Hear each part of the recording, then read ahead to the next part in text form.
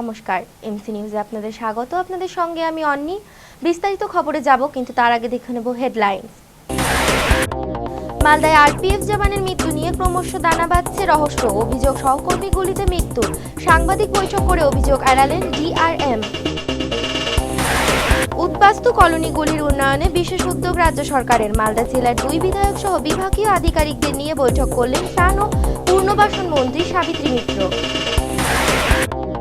রাস্তায় অপরাধমূলক কার্যকলাপ রুখতে রায়গঞ্জ শহরে বিভিন্ন পথে বসেছে সিসিটিভি ক্যামেরার সিদ্ধান্ত পৌরসভার বৈঠকে। এবং পুরাতন মালদার 20 নম্বর ওয়ার্ডে পানীয় জলের সমস্যা। ক্ষুব্ধ সাধারণ মানুষ, দ্রুত সমস্যা মেটানোর আশ্বাস পুর কর্তৃপক্ষের। আসছি বিস্তারিত খবরে। সহকর্মীর গুলিতে নয়, আরপিএফ জওয়ানের মৃত্যু হয়েছে হকারদের মধ্যে থেকে ছোড়া গুলিতে। আজ এমনটাই দাবি করলেন পূর্ব রেলের মালদা ডিভিশনের ম্যানেজার রাজেশ আগরওয়াল।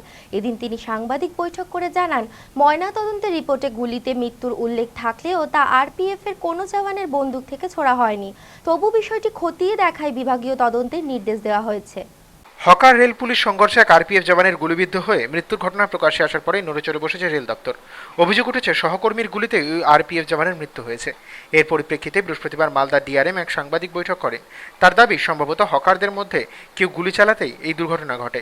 উল্লেখ্য, গত মঙ্গলবার হকার উচ্ছেদকে কেন্দ্র করে রণক্ষেত্রে চেহারা নেয় মালদা টাউন স্টেশন। হকারেরা রেল পুলিশের উপর চড়াও হয়ে তাদের উদ্দেশ্যে ইটবৃষ্টি করে বলে অভিযোগ। আত্মরক্ষার্থে আরপিএফ পাল্টা গুলি চালালে আরপিএফ এর এক জওয়ান মারা যান। মৃত ওই জওয়ানের দেহের ময়নাতদন্তের রিপোর্ট আসার পরে জানা যায় গুলিবিদ্ধ হয়ে মৃত্যু হয়েছে তার। আরও অভিযোগ, সম্ভবত সহকর্মীদের কারো বন্দুকের গুলি লক্ষ্যভ্রষ্ট হওয়ার কারণেই এস সামন্ত নামে জওয়ানের গলার কাছে গুলি লাগে। যদিও রেল কর্তৃপক্ষের দাবি, হকারদের দিক থেকে ছড়া গুলিতেই মারা গেছেন তিনি। পূর্ব রেলের মালদা ডিভিশনের ম্যানেজার রাজেশ আগরওয়াল জানান, বিষয়টি পুলিশ প্রশাসনে জানানো হয়েছে। পুলিশ তাদের মতো করে তদন্ত করছে। এছাড়াও গুলিবিদ্ধ হয়ে আরপিএফ জওয়ানের মৃত্যুর অভিযোগ ওঠার পরে রেলের পক্ষ থেকেও বিভাগীয় তদন্ত শুরু করা হয়েছে।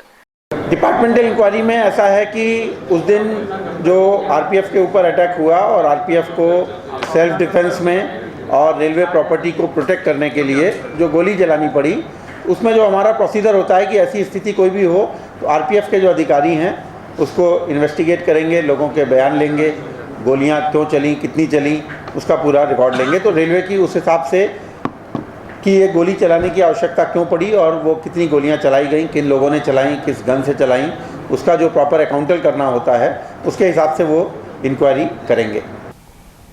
জেলার উদ্বাস্তু কলোনিগুলির উন্নয়নের জন্য বিশেষ উদ্যোগ নিয়েছেন রাজ্যের ত্রাণ, উদ্বাস্তু ও পুনর্বাসন দপ্তর। এই বিষয়ে বিস্তারিত আলোচনার জন্য আজ এক উচ্চ পর্যায়ের বৈঠক অনুষ্ঠিত হয় মালদা সার্কিট হাউসে। বিভাগীয় মন্ত্রী সাবিত্রী মিত্র ছাড়াও বৈঠকে গাজল ও মালদা বিধানসভার বিধায়ক সহ একাধিক নির্বাচিত জনপ্রতিনিধি উপস্থিত ছিলেন। মালদা জেলায় সরকার অনুমোদিত মোট 47টি কলোনি রয়েছে। এছাড়াও বেসরকারি কলোনি রয়েছে আরও বেশি। বিগত বছরগুলিতে অর্থ বরাদ্দ করা হলেও কলোনিগুলির উন্নয়নে সেরকম কোনো কাজ হয়নি। আগামী দিনে সেগুলির সামগ্রিক পরিকাঠামো উন্নয়নে বিশেষ জোর দিয়েছে রাজ্যের ত্রাণ ও উদ্বাস্তু পুনর্বাসন দপ্তর। এই উদ্দেশ্য নিয়েই বৃহস্পতিবার মালদা সার্কিট হাউসে এক বৈঠকের আয়োজন করা হয়। বিভাগীয় মন্ত্রী ছাড়াও বৈঠকে হাজির ছিলেন বিধায়ক ভূপেন্দ্রনাথ হালদার, সুশীল রায়, পুরাতন মালদা পুরসভার চেয়ারম্যান কার্তিক ঘোষ, ইংরেজবাজার পুরসভার কাউন্সিলর চৈতালি সরকার সহ আরও অনেকে। বৈঠক শেষে মন্ত্রী জানান, সরকার অনুমোদিত কলোনিগুলির পরিকাঠামো ক্ষেত্রে কি কি ঘাটতি রয়েছে এবং সেগুলি কিভাবে দূর করা সম্ভব সে বিষয়ে উপস্থিত সমস্ত জনপ্রতিনিধিদের রিপোর্ট জমা করতে বলা হয়েছে। আজকে আমাদের সমস্ত যে সমস্ত আমাদের কলোনিগুলো আছে, 47টা যে কলোনি আছে, তার পরিকাঠামোগত উন্নতির কারণে উন্নয়নের জন্য আমরা আমাদের আড়াত দপ্তর যারা মেম্বার, আমাদের এডিএম এলআর সাহেব আছেন, আমাদের জাকির সাহেব আছেন, আমাদের এমএলএ আছেন সুশীল, তারপরে আমাদের চেয়ারম্যান পৌরসভার আমাদের কার্তিক, এমএলএ অর্জুন এবং এমপি প্রতিনিধিত্ব এসছেন, কালীসাগর রায়, আরও সবাই এসছেন এবং আমার আধিকারিকদের আছে, যারা আপনাদের সভাধিপতিকেও আজকে আমরা ডেকেছিলাম। মূলত আর দপ্তরের যে মূলত 47টা কলোনি আছে, সেখানে পরিকাঠামোভাবে তাদের মানে আরও কী কাজ করা যেতে পারে সেই সব বিষয় নিয়ে আজকে মূলত আমাদের এই আলোচনাটা জেলা লেভেলে আজকে আমরা করছি। যে সমস্ত প্রতিনিধিদের কাছ থেকেই মানে আমরা এই স্কিমগুলো যাতে আমরা ভালোভাবে পাই এবং মনিটরিং করার ক্ষমতাও যেন তাদের থাকে। প্রত্যেকটা চেয়ারম্যান এবং সভাধিপতি এবং আমাদের বিধায়কদের কাছে যাতে আমাদের এই বার্তাটা পৌঁছে যায়, তারা তাদের এলাকায় কী কাজ হচ্ছে তারা যেন এটা জানতে হবে, তাদেরকে কপি দিতে হবে। এইভাবে আজকে আমরা প্রতিটা সমস্ত লোকের কাছ থেকে আমাদের যারা প্রতিনিধিত্ব করছে তাদের কাছ থেকে আমরা একটা স্কিম আমরা নিচ্ছি, স্কিমগুলো নিয়ে আমরা পাঠাবো। ক্ষতিপূরণের দাবিতে ফারাক্কার এনটিপিসির এক অস্থায়ী শ্রমিকের দেহ আটকে বিক্ষোভ দেখালেন সহকর্মীরা। বুধবার গভীর রাত পর্যন্ত এনটিপিসি গেটে এই বিক্ষোভের জেরে ব্যাপক উত্তেজনা সৃষ্টি হয়। শেষ পর্যন্ত মালদা ও মুর্শিদাবাদ জেলা প্রশাসনের আধিকারিকদের হস্তক্ষেপে মৃত শ্রমিকের পরিবারের এনটিপিসি কর্তৃপক্ষ 10 লক্ষ টাকা ক্ষতিপূরণের আশ্বাস দিলে অবরোধ তুলে নেওয়া হয়। মঙ্গলবার ফারাক্কা টাউনশিপ মোড়ের কাছে কাজ করার সময় বিদ্যুৎপৃষ্ট হয়ে মৃত্যু হয় এনটিপিসির অস্থায়ী ঠিকা শ্রমিকের। মৃত শ্রমিকের পরিবারবর্গকে ক্ষতিপূরণের দাবিতে বাকি শ্রমিকেরা সোচ্চার হলেও এনটিপিসি কর্তৃপক্ষ সেই দাবি মানতে রাজি হয়নি। এর প্রতিবাদে বুধবার ফারাক্কার এনটিপিসি গেট অবরোধ করে বিক্ষোভ প্রদর্শনের পাশাপাশি কর্মবিরতিতে সামিল হন প্রায় 3,500 শ্রমিক। ময়নাতদন্তের পর মৃত শ্রমিকের দেহ এদিন এনটিপিসি গেটে নিয়ে যাওয়া হলে সেখানে তার অগণিত সহকর্মী তাকে শেষ শ্রদ্ধা জানান। ঘটনার পরে কর্তৃপক্ষ যেভাবে দায়িত্ব এড়িয়ে যাওয়ার চেষ্টা করেছে সেই ঘটনাকেও তীব্র ভাষায় ধিক্কার জানান তারা।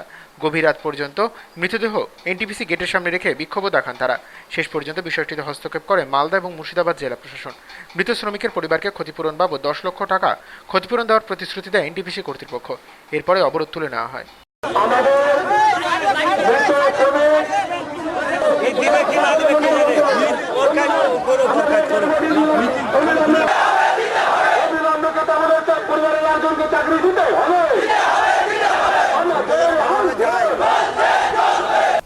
নিয়ে নিচ্ছি ছোট্ট একটি বিজ্ঞাপন বিরতির পর।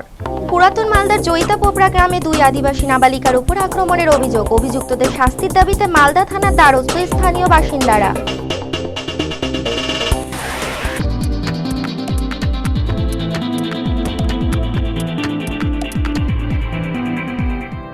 সময়ের সঙ্গে সঙ্গে দৌড়চ্ছি আমরা, তার মাঝে রয়েছে হাজারো কাজের ব্যস্ততা।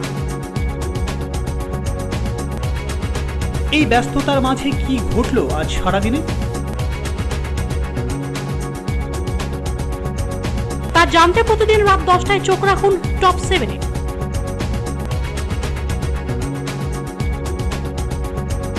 শুধুমাত্র এমসিটিভির পর্দায়।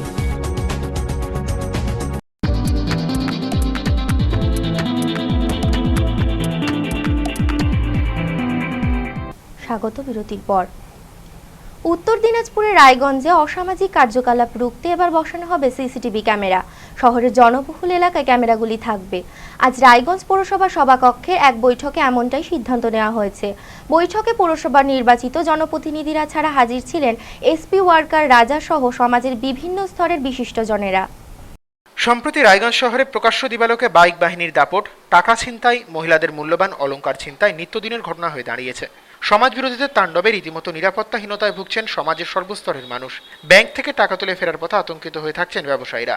রাস্তার উপর কোনো অসামাজিক কাজ করার পর যাতে দুষ্কৃতীদের অপকর্মের প্রমাণ থেকে যায়, সে কারণে উত্তর দিনাজপুরের রায়গঞ্জ শহরের গুরুত্বপূর্ণ মোড়, বাজার ও জনবহুল এলাকার উপর নজরদারি চালাতে ক্লোজ সার্কিট ক্যামেরা লাগানোর সিদ্ধান্ত নেয় পুরসভা। বৃহস্পতিবার রায়গঞ্জ পুরসভার সভাকক্ষে উচ্চ পর্যায়ের এই বৈঠকে এই সিদ্ধান্ত নেওয়া হয়। বৈঠকে পুর কর্তৃপক্ষ ছাড়াও হাজির ছিলেন রায়গঞ্জের বিধায়ক তথা পুরসভার চেয়ারম্যান মোহিত সেনগুপ্ত, উত্তর দিনাজপুর জেলা পুলিশ সুপার সৈয়দ ওয়াকার রাজা সহ বিশিষ্ট ব্যবসায়ী এবং সমাজের বিভিন্ন স্তরের বিশিষ্টজনেরা। পুলিশ সুপার জানান, শিলিগুড়ি মোড় থেকে কসবার নেতাজি মোড় পর্যন্ত গুরুত্বপূর্ণ 10টি পয়েন্টে এই ক্যামেরাগুলো লাগানোর সিদ্ধান্ত নেওয়া হয়েছে।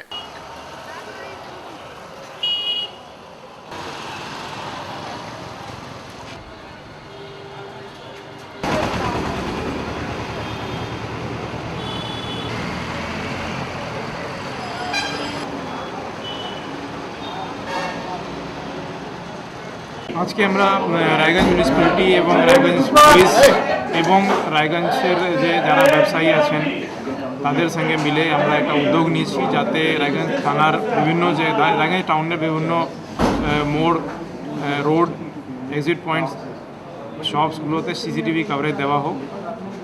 আমরা এটা দিয়ে রায়গঞ্জ টাউনের সেফটি সিকিউরিটি বাড়ানোর চেষ্টা করছি। এটার মধ্যে আমাদের সকলের পার্টিসিপেশন রিকোয়ার্ড আছে এবং আমি আজকে যারা এই মিটিং পার্টিসিপেট করে তাদেরকে ধন্যবাদ জানাচ্ছি, সাধুবাদ জানাচ্ছি। প্রাথমিকভাবে আমরা 10টা পয়েন্ট ফিক্স করেছি। সেটা ইম্পর্টেন্ট পয়েন্ট ফ্রম শিলিগুড়ি মোড় থেকে নেতাজি মোড় পর্যন্ত 10টা পয়েন্ট আছে এবং এর পরবর্তীকালে আমরা আর এটা পয়েন্ট বাড়াতে পারি। অন্যদিকে বৈঠক শেষে রায়গঞ্জের বিধায়ক মোহিত সেনগুপ্ত বলেন, তার বিধায়ক তহবিল থেকে ইতিমধ্যে 2 লক্ষ টাকা দেওয়া হয়েছে এই ক্যামেরাগুলির জন্য। বাকি টাকা সংস্থান করবে শহরের ব্যবসায়ী সংগঠনগুলি। এসপি সাহেব নিজে উদ্যোগ নিয়ে ব্যবসায়ী সংগঠনের সঙ্গে বিভিন্নভাবে বসছিলেন, গত বছর দিয়ে বসছেন, যে সবাই মিলে কারো তো এক পক্ষে সম্ভব না, সবাই মিলে বসে যদি আমরা এটা উদ্যোগ নিতে পারি তাহলে ভালো হয়। এসপি সাহেব অনেকের সঙ্গে বসতে পারে বলে আমার সঙ্গে বসছে ওনার চেম্বারে, উনি বলছেন যে একটা মিটিং ডাকে। সব কোণে আমরা বসে সবাই একমত হয়েছে, বসে ডিসিশন হবে যে সিসি ক্যামেরাটা কবে আমরা বসে কবে সিদ্ধান্ত নিব। সেই জন্যই আজকে আমাদের সভা। এখন ফান্ডটা কীভাবে করা হবে, হ্যাঁ সেই ফান্ডটা আমি আমার বিধায়ক 2 লাখ টাকা দিয়ে দিয়েছি, 2 লাখ টাকা দিয়েছি। বাদ বাকি টাকাটা চেম্বার মার্চেন্ট আলাদা সংগঠনটা অ্যারেঞ্জমেন্ট করবে, অ্যারেঞ্জমেন্ট করে সিসি ক্যামেরা অতি সত্ত্বর রায়গঞ্জ শহরে বসানো আমার ব্যস্ত করবে। পাটের জমি থেকে শাক তোলার অপরাধে আদিবাসী 2 নাবালিকাকে ধারালো অস্ত্র দিয়ে কোপানোর অভিযোগ জমির মালিকের স্ত্রীর বিরুদ্ধে। ঘটনাটি ঘটেছে পুরাতন মালদার জয়িতা পোপড়া এলাকায়। ঘটনায় ক্ষুব্ধ এলাকার বাসিন্দারা আজ তারা মালদা থানায় হাজির হয়ে বিক্ষোভ প্রদর্শন করার পাশাপাশি লিখিত অভিযোগ দায়ের করেন অভিযুক্তদের বিরুদ্ধে।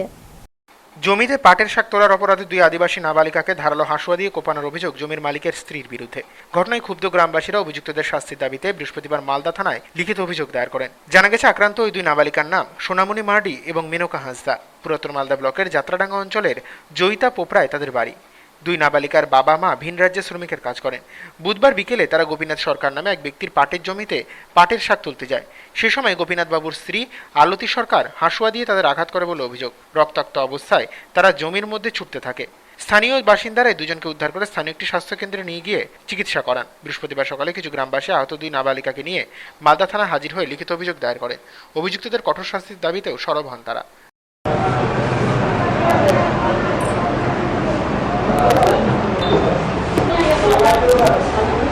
আমাদের 2 মেয়ে পাট শাক তুলতে গেছিল, পাট বালা মানে কেটে দিয়েছে কাঁচিয়া দিয়ে, 2 মেয়েকে কেটে দিয়েছে কাঁচিয়া দিয়ে পিছন দিক দিয়ে মাথায়।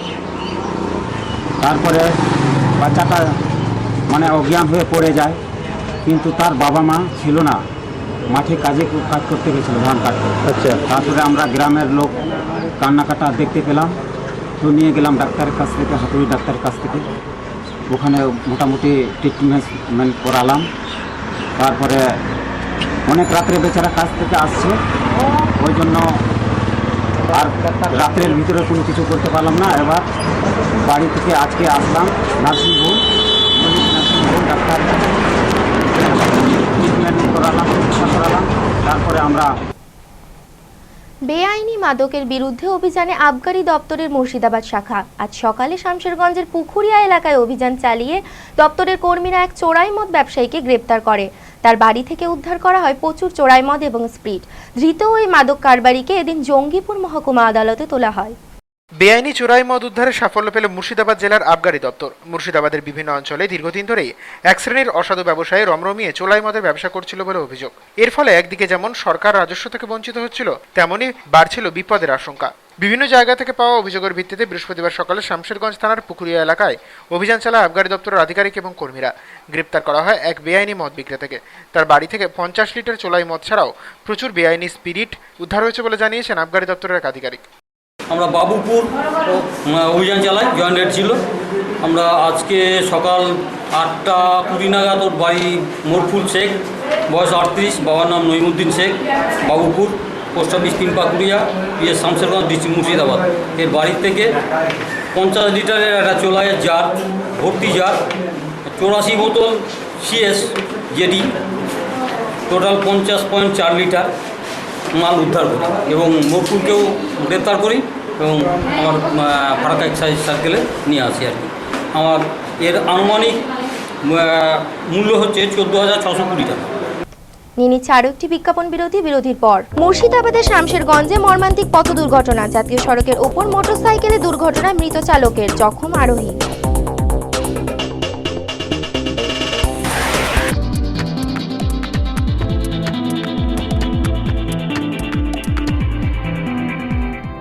সময়ের সঙ্গে সঙ্গে দৌড়চ্ছি আমরা, তার মাঝে রয়েছে হাজারো কাজের ব্যস্ততা। এই ব্যস্ততার মাঝে কি ঘটলো আজ সারাদিনে?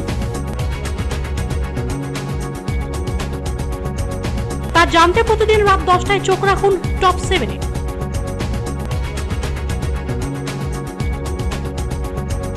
শুধুমাত্র এমসিটিভির পর্দায়।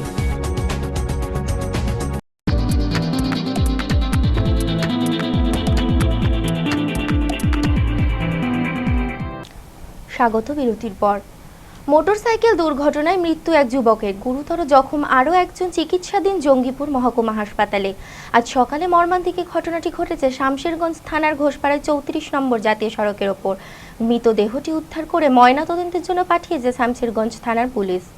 পথ দুর্ঘটনায় মৃত্যু এক যুবকের। বৃহস্পতিবার সকালে ঘটনাটি ঘটেছে মুর্শিদাবাদের শামশেরগঞ্জ থানার ঘোষপাড়ায় 34 নম্বর জাতীয় সড়কের ওপর। জানা গেছে মৃত যুবকের নাম লালু শেখ। সুতি থানার নয়াবাজারপুরে তার বাড়ি। এদিন এক বন্ধুকে নিয়ে সে ধুলিয়ান যায়। সেখান থেকে মোটরসাইকেলে চেপে বাড়ি ফেরার পথে দুর্ঘটনার কবলে পড়ে তাদের মোটরসাইকেলটি। ঘটনাস্থলে লালু শেখের মৃত্যু হয়। আরেকজনকে উদ্ধার করে ভর্তি করা হয়েছে জঙ্গিপুর মহকুমা হাসপাতালে।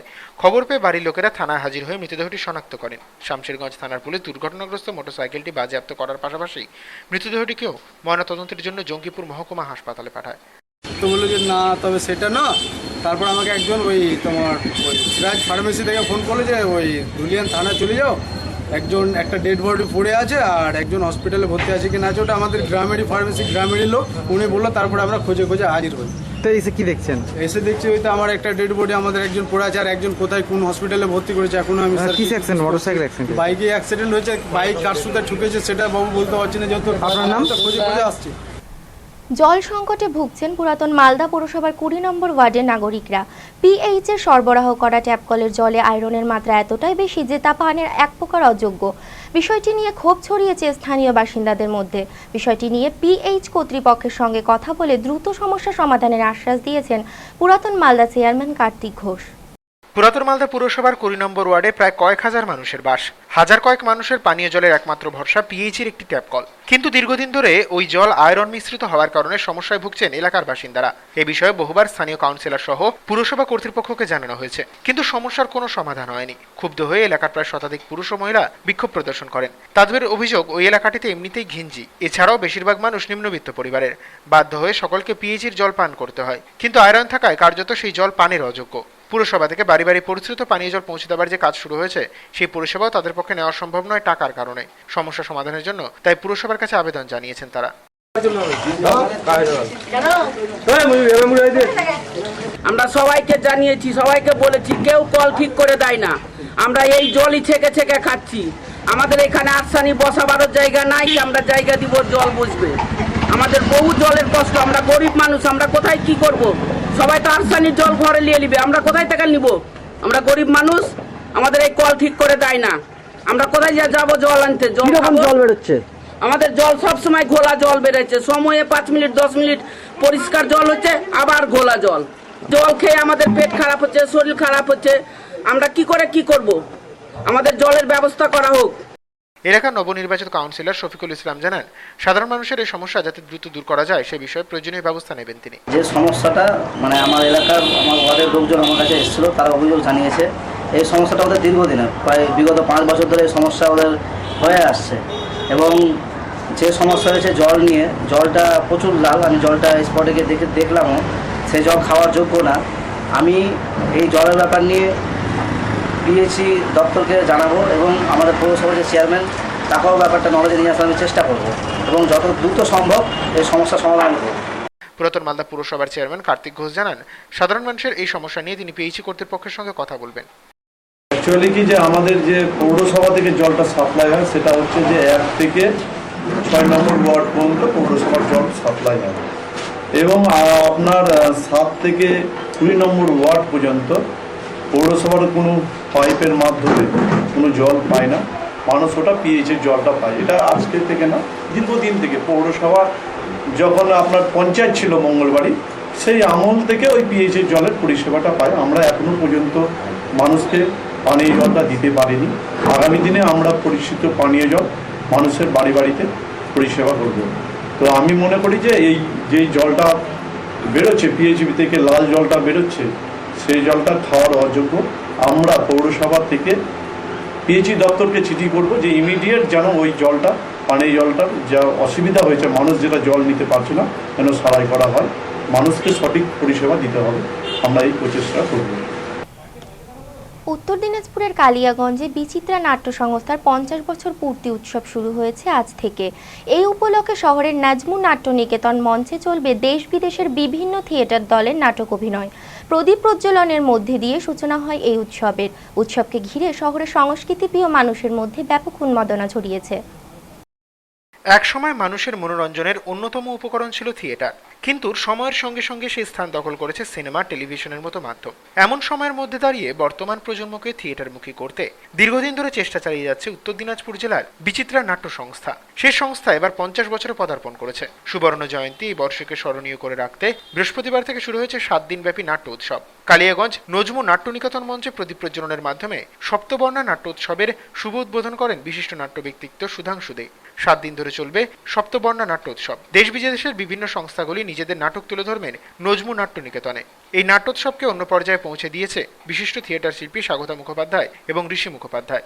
এছাড়াও রয়েছে প্রতিবেশী রাষ্ট্র বাংলাদেশের আমার থিয়েটার সংস্থা পরিচালিত প্রাগৈতিহাসিক নাটক। উৎসবকে কেন্দ্র করে কালিয়াগঞ্জ শহরের মানুষের উৎসাহ ছিল চোখে পড়ার মতো।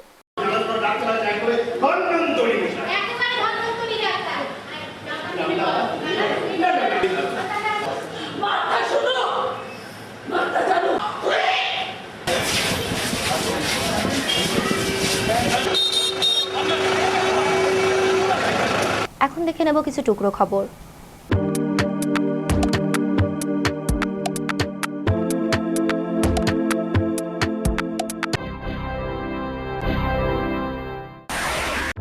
টানা পঞ্চমবার কালিয়াগঞ্জে পুরপ্রধানের দায়িত্ব নেওয়া অরুণ দে সরকারকে সংবর্ধনা প্রদান করা হলো ক্রেতা সুরক্ষা ও সেবা সমিতির পক্ষ থেকে। কালিয়াগঞ্জ পুরভবনে নিজ দপ্তরে পুরপ্রধানকে পুষ্পস্তবক, মানপত্র দিয়ে সংবর্ধনা জ্ঞাপন করেন কালিয়াগঞ্জ ক্রেতা সুরক্ষা ও সেবা সমিতির কর্মকর্তারা।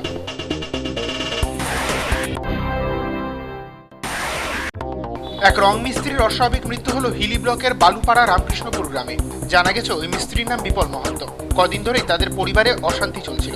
সে গলায় ফাঁস লাগিয়ে আত্মহত্যা করে বলে জানা গেছে।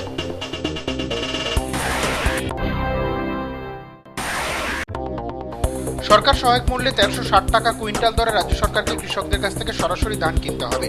তপন ব্লকে পানীয় জলের সুব্যবস্থা করতে হবে। এই সমস্ত দাবি সহ মোট 15 দফা দাবির ভিত্তিতে তপন ব্লকের 7 নম্বর রামচন্দ্রপুর গ্রাম পঞ্চায়েত প্রধানের কাছে ডেপুটেশন দিল আরএসপি। এদিনের ডেপুটেশনের পাশাপাশি আরএসপির পক্ষ থেকে একটি মিছিল বের করা হয়।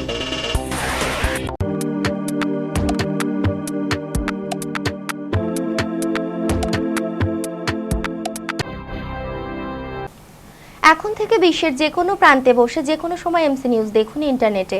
লগ অন করুন www.liveapnews.com।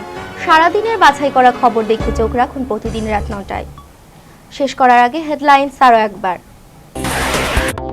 মালদায় আরপিএফ জওয়ানের মৃত্যু নিয়ে ক্রমশ দানা বাঁধছে রহস্য। অভিযোগ সহকর্মী গুলিতে মৃত্যু। সাংবাদিক বৈঠক করে অভিযোগ এড়ালেন ডিআরএম। উদ্বাস্তু কলোনিগুলির উন্নয়নে বিশেষ উদ্যোগ রাজ্য সরকারের। মালদা জেলার 2 বিধায়ক সহ বিভাগীয় আধিকারিকদের নিয়ে বৈঠক করলেন ত্রাণ ও পুনর্বাসন মন্ত্রী সাবিত্রী মিত্র। রাস্তায় অপরাধমূলক কার্যকলাপ রুখতে রায়গঞ্জ শহরে বিভিন্ন পথে বসেছে সিসিটিভি ক্যামেরা। সিদ্ধান্ত পৌরসভার বৈঠকে। এবং পুরাতন মালদার 20 নম্বর ওয়ার্ডে পানীয় জলের সমস্যা। ক্ষুব্ধ সাধারণ মানুষ। দ্রুত সমস্যা মেটানোর আশ্বাস পুর কর্তৃপক্ষের। এখনকার মতো এমসি নিউজ এই পর্যন্তই। চোখ রাখুন পরবর্তী বুলেটিনে। নমস্কার।